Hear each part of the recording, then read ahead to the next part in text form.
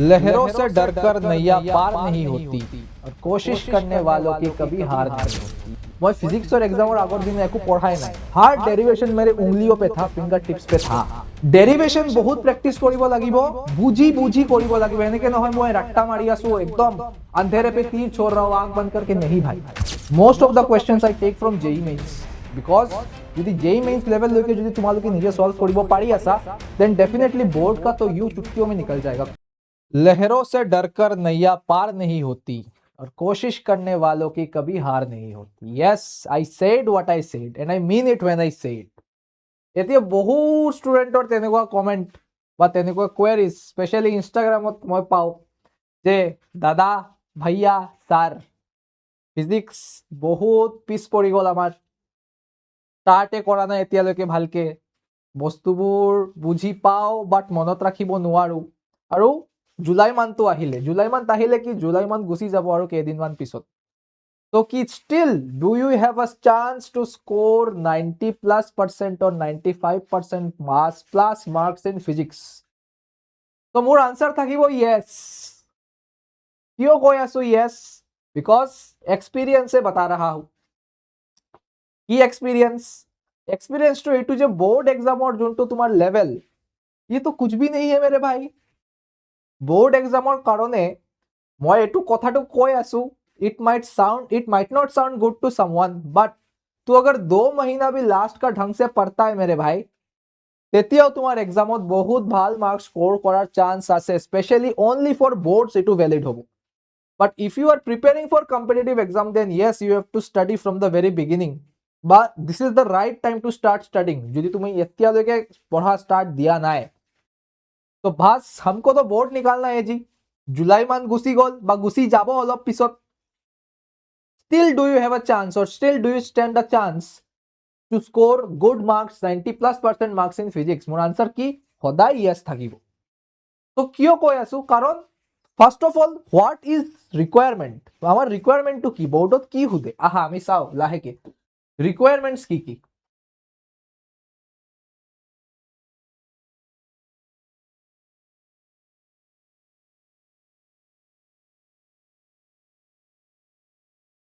Requirements for boards क्या होता है? रिक्वायरमेंट्स बोर्डत majorly there are 3 kinds of requirements. First hol theory,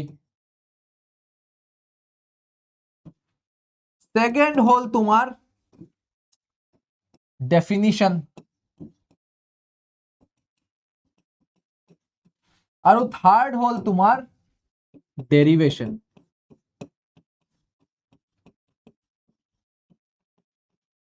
ठीक है, तो these are the basic 3 requirements तुम्हार बोर्ड एग्जामर कारणे। की की थियोरी, डेफिनेशन और डेरिवेशन।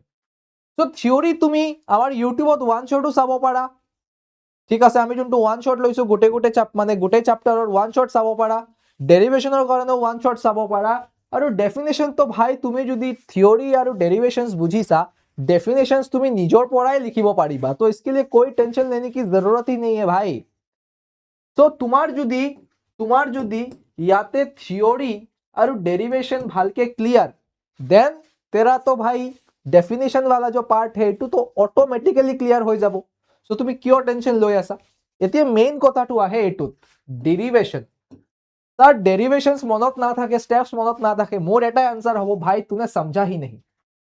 তুনে টপিক যেতিয়া তোমার সারে কৰাইছিলে তেতিয়া তুমি ডেৰিভেশনটো ভালকে গুৰুত্বই দিয়া নাই, ভালকে বুঝিয়ে পোৱা নাই, সেই কাৰণে তোমাৰ মুখস্থ ৰাখিব লগা হৈছে। তো भैया अभी क्या करे? মই এটা জেনুইন এডভাইস দিও, derivation demands only one thing, that is more and more practice.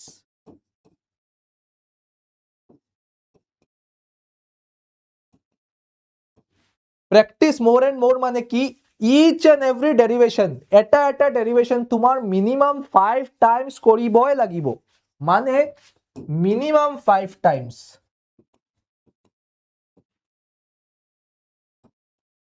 এটা পাৰ্টিকুলাৰ ডেৰিভেশন ধৰি লোৱা লাইন চাৰ্জৰ কাৰণে ইলেক্ট্ৰিক ফিল্ড ইন্টেন্সিটি, সো হেতু যদি তোমাৰ এক্সামত ভালকে কৰিব লাগে উইথ ফুল কনফিডেন্স, তো ভাই ये तभी हो पाएगा যেতিয়া তুমি কি কৰিবা মিনিমাম 5 টাইমস এটো ঘৰত প্ৰ্যাকটিস কৰিবা। তো প্ৰেক্টিচ কেনেকে কৰো, কেনেকে মানে কৰি থাকিম আৰু নিজৰো ভাল লাগিব এটা বস্তু বাৰ বাৰ চাবলৈ, ইটোৰো মই এটা সলিউশন দি আছো। ডেৰিভেশ্যনৰ কাৰণে প্ৰেক্টিচ কৰিব যদি তোমাৰ লাগে, বাই আ white board. Yes, buy a white board. সৰু হোক ডাঙৰ হোক এটা বোৰ্ড কিনা, বোৰ্ড ৱালত লগোৱা আৰু তাতে তুমি ডেৰিভেশনবোৰ প্ৰেক্টিস কৰা ভাই। ऐसा करो ऐसा पढ़ो, ऐसा ডেৰিভেশন তুমি যেতিয়া প্ৰেক্টিস কৰিবা তেতিয়া এনেকুৱা হ'ব লাগে যে you are explaining it to someone। এইটো মই আজি ক্লাছতো কৈছো মোৰ ষ্টুডেণ্টক, বেচৰ ষ্টুডেণ্টক, যে ডেৰিভেশন ভাল কেতিয়া লাগিব, তেতিয়া লাগিব যেতিয়া তোমাৰ এনেকুৱা ফিলিং আহিব যে তুমি বেলেগক এক্সপ্লেইন কৰি আছা। तो तुम्हें डेरिवेशन যেতিয়া প্ৰেক্টিস কৰিবা, হোৱাইট বোৰ্ড এটা কিনা, and I request you that छोटा हो बड़ा हो खरीदो मेरे भाई, and you will see it works. তাতে ডেৰিভেশনস প্ৰেক্টিস কৰা আৰু তুমি বকি বকি প্ৰেক্টিস কৰিব লাগিব। কি বকি বকি এটু যে भैया जी हम किसी को समझा रहे हैं ऐसा हम बोर्ड में करेंगे। और फिजिक्स केमिस्ट्री ইমান নাই আৰু ম্যাথছো এনেকুৱাকে প্ৰেক্টিস কৰা, তেতিয়া তুমি চাবা যে তোমাৰ ডেৰিভেশনসবোৰ মানে কৰাত ভাল লাগি আছে, তোমাৰ লাহে লাহে বস্তুবোৰ ইচ এন্ড এভৰি স্টেপ, এটা স্টেপৰ পিছত এটা স্টেপ কিয় আহিলে, ইয়াতে ফ্লাক্স নেট ফ্লাক্স কিয় জিৰ' ললো, তোমাৰ অটোমেটিক্যালি বস্তুবোৰ ক্লিয়াৰ হ'ব। তেতিয়া তুমি চাবা যে ভাই इसके लिए तो अलग से कुछ रट्टा मारने की जरूरत है ही नहीं। यस, उसके लिए अलग से रट्टा मारने की जरूरत है ही नहीं। और डेरिवेशन और একো টেনশন নতে তোমার মাথার পৰা গুছি যাব, সব টেনশন গুছি যাব, কারণ ডেরিভেশন তো ম্যাথমেটিক্স ही है ना भैया। First step, second step, third step যদি ইচ এন্ড এভরি স্টেপ তোমার কারেক্ট হয়, ফাইনাল রিজাল্ট ওলাবই ওলাব, নো ওয়ান ক্যান স্টপ ইট।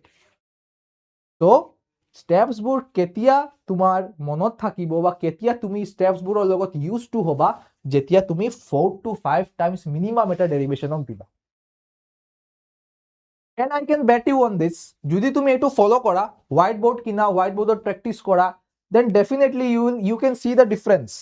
তেতিয়া তোমাৰ বস্তুটো একদম লং টাইমলৈকে মনত থাকিব। মই মোৰ নিজৰ কথা কওঁ, মই ফিজিক্সৰ এক্সামৰ আগৰ দিনে একো পঢ়াই নাই মই। কিয়? Because I was so confident যে मुझे तो भाई आता है, मैं कर लूंगा, और मैंने किया भी। কিয় এইটো মোৰ কনফিডেন্স আহিছে? বিকজ মই এনেকে পঢ়িছিলো, এটা এটা डेरिवेशन मैं 5 to 7 टाइम्स কৰিছিলো। हर डेरिवेशन मेरे उंगलियों पे था, फिंगर टिप्स पे था। And I want you all guys to have that kind of confidence। So भाई आप व्हाइट बोर्ड खरीदिए, व्हाइट बोर्ड किना, और ताते मैं कम टीच योरसेल्फ,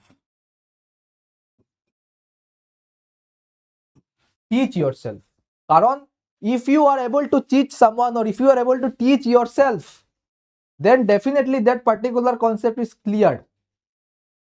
বেলেগ আকো চাবই নালাগে, বেলেগ আৰু বেলেগকে পঢ়িবও নালাগে, ঠিক আছে।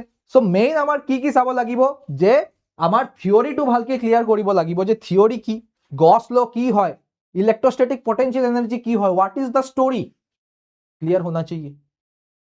ডেরিভেশন বহুত প্ৰেক্টিস কৰিব লাগিব, বুজি কৰিব লাগিব। এনেকে নহয় মই ৰাট্টা মাৰি আছো একদম अंधेरे पे तीर छोड़ रहा हूं आंख बंद करके, नहीं भाई। টিচাৰে যেতিয়া ডেৰিভেশন কৰাব ভালকে শুনিবা, মনোযোগ দি শুনিবা, তাৰ পিছত হোৱাইট বোৰ্ডত প্ৰেক্টিস কৰিবা, ঠিক আছে। और थर्ड तुम्हार की हल डेफिनेशन। डेफिनेशन तो भैया अगर तेरा थियोरी और डेरिवेशन क्लियर है, डेफिनेशन ऑटोमेटिकली आहिबो। और लास्ट থাকিলে আমার কোয়েশ্চন প্র্যাকটিস কোর পৰা কৰিম।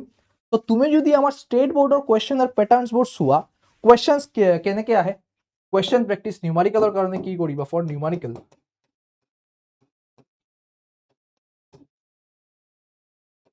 Numericals for state board are very straightforward. তুমি যদি চোৱা আমাৰ স্টেট বোৰ্ডত বা সেবা বোৰ্ডত, সৰি এইচএসসি বোৰ্ডত যোনবোৰ নিউমেৰিকেলস ফুটে, numericals very straightforward, formula based.